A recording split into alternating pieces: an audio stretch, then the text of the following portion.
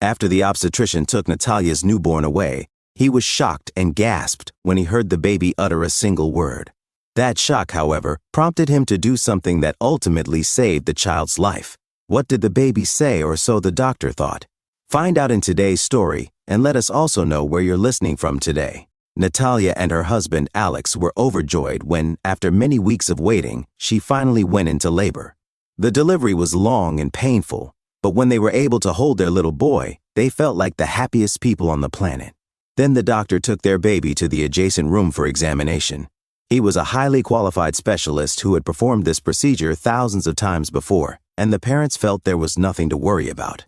Nevertheless, Alex insisted on following him. He expected that Dr. Ivanov would object, but Kusher merely nodded before ignoring him and focusing all his attention on the infant. After picking up the baby and bringing his face close to him, he suddenly gasped.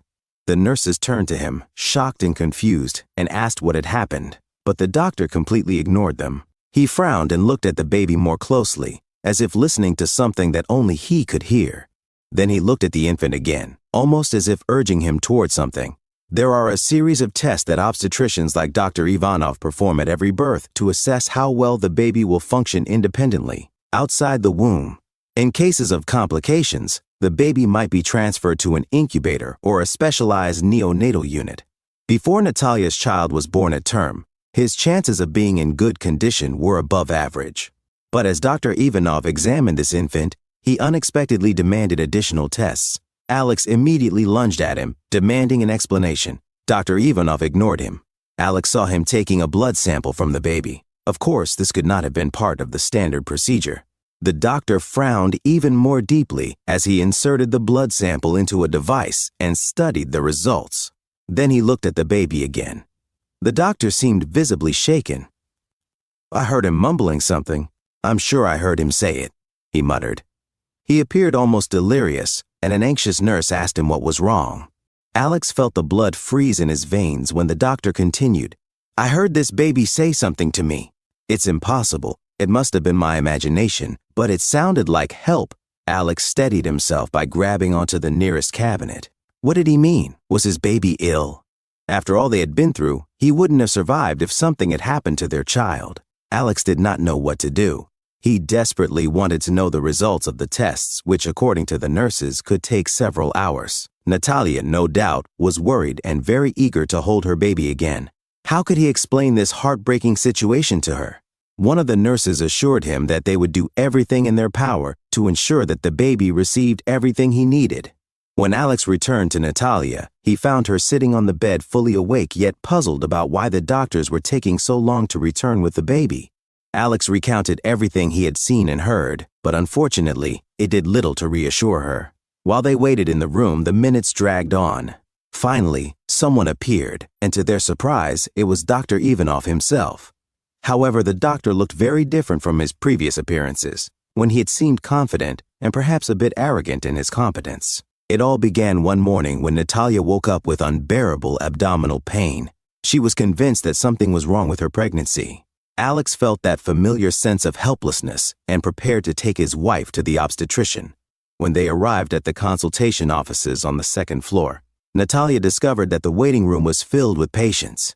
So she approached the receptionist. "How are you, Natalia?" the woman asked. "You must be eagerly awaiting the arrival of your baby. You're due to give birth next month, if I'm not mistaken." "That's right," Natalia replied. "But I think something is wrong. I feel awful, and I have cramps in my stomach that just won't go away. I'd be very grateful if you could see me." "Let's take a look," said the receptionist. "This will be difficult. This morning we've had 2 unplanned deliveries, and all our consultations are delayed." Natalia shrugged and agreed to wait. The receptionist's words still echoed in her mind, and she wondered if her baby might come out prematurely, which might explain her current condition. When Alex, having parked the car, appeared in the waiting room, Natalia still dreamed of the possibility of early motherhood. Alex was no happier than Natalia when he saw how busy Dr. Ivanov was, but given how anxious Natalia was about her sudden bout of pain, he agreed that they needed to wait for the consultation. They waited nearly 3 hours before finally getting an appointment with Dr. Ivanov, and Natalia immediately noticed that throughout the consultation, he seemed distracted. He placed his hand on her stomach and listened with his stethoscope for several moments before saying, "It seems everything is fine." Dr. Ivanov was so distracted that Natalia hesitated before asking, "Are you sure?" "Yes, of course." "Did you eat anything today?" "Probably that's the reason. Some women become more susceptible to food poisoning during pregnancy." "I don't think I ate anything unusual," protested Natalia. Dr. Ivanov interrupted her. "Stress can also be a factor. After all these difficulties with your pregnancy, you're likely very anxious. Try to relax, my dear. Get some proper rest. Everything will be fine." It's true that she had spent 3 years trying to get pregnant, but in that time she hadn't gone mad. She wasn't making up her symptoms, so why had he examined her so quickly? Natalia noticed a half-empty cup of coffee on his desk. There was also a half-eaten sandwich on the table, partly covered by a napkin. She realized that he must have been having lunch. For a moment, she felt embarrassed for having disturbed him.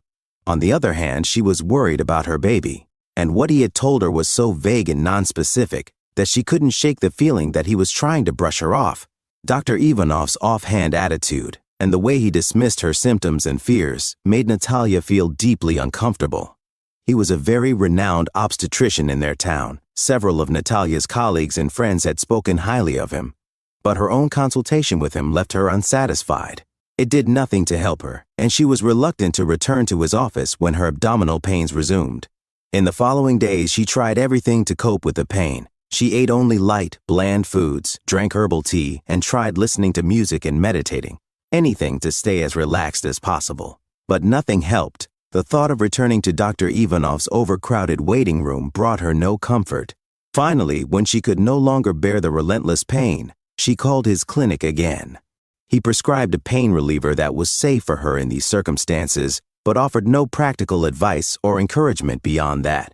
Once again, Dr. Ivanov reminded Natalia that the cause of her ongoing discomfort was most likely the stress she was experiencing. After hanging up, Natalia felt as though she were about to cry. Was she really harming herself simply by being too tense? Did he really think she was too sensitive to handle anything? That evening, she shared her concerns with Alex, who responded with far more sympathy, even though he wasn't a doctor. They discussed the possibility of seeking another obstetrician for a consultation, but in the end, Alex found a pain reliever, which helped her manage the abdominal pain a little better. Yet, just as things seemed to be improving, a new complication arose. Natalia's expected due date passed without any sign of labor, and, more importantly, the baby showed no signs of being ready to leave the womb. That stress and tension, which she had tried so hard to avoid, overwhelmed her once again. What if something was wrong? The next day passed without contractions. A week went by, then another. Desperate, the couple began looking for ways to induce labor. Natalia tried various activities, and sometimes Alex assisted her. Fortunately, their efforts paid off, and soon she felt the first contractions. With long-awaited labor finally underway and time running short, Alex and Natalia jumped into the car. Every red light they encountered seemed to linger forever before turning green. At the hospital, Natalia was admitted and immediately sent to the maternity ward.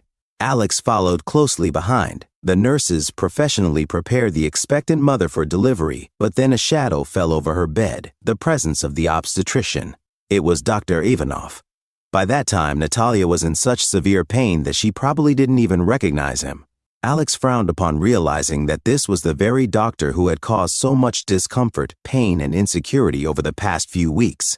Alex was very reluctant to trust this man with their baby's delivery. He spoke with the head nurse and calmly inquired about the possibility of having another doctor attend the delivery. The nurse listened sympathetically, but assured him that Dr. Ivanov was indeed the best obstetrician in the hospital department. At that moment, seeing how much Natalia was suffering, Alex decided to leave things as they were. He stayed by her side, supporting her in every possible way while keeping a close eye on the obstetrician. Fortunately, Dr. Ivanov maintained a professional demeanor and seemed to know what he was doing. He set up the equipment and checked everything while speaking to Natalia in a soothing tone. Along with the nurse, he conversed with her throughout the entire process. The pain was excruciating. The delivery demanded all of Natalia's endurance and determination. She vaguely heard Dr. Ivanov, the nurse, or Alex urging her to hang on. She was so exhausted, utterly drained, that it barely seemed enough. She had to keep going until finally the baby was born. Natalia felt a surge of warmth when she looked at his tiny face, her precious little baby. However, the new mother was allowed to hold the baby for only a few moments before he was taken away, and she didn't object. She needed to rest. Meanwhile, as she enjoyed a brief moment of calm, Alex watched anxiously as the baby was whisked away. He ran after the nurse, begging her to let him be present when the baby was examined for vital signs and reflexes. The nurse was kind enough but firmly explained that it was standard procedure. Alex pleaded, recounting everything that had happened over the past few months. To his great relief, she agreed. And so he witnessed the most shocking moments of his life. Dr. Ivanov appeared utterly convinced that the newborn was speaking to him. No, in fact, the baby was asking for help. And now, when Dr. Ivanov returned to their room, he looked uncertain and stammered when speaking to them. He apologized for the delay, as well as for the terrible mistake he had made earlier by not taking Natalia's complaint seriously. It turned out that their baby had contracted an infection in the womb. Had those tests not been conducted, the infection could have gone unnoticed, potentially leading to tragic consequences. Most likely, the pain Natalia had experienced for months earlier was also related to this infection. Fortunately, the illness was treatable. What Dr. Ivanov explained to Natalia and Alex was, to say the least, alarming.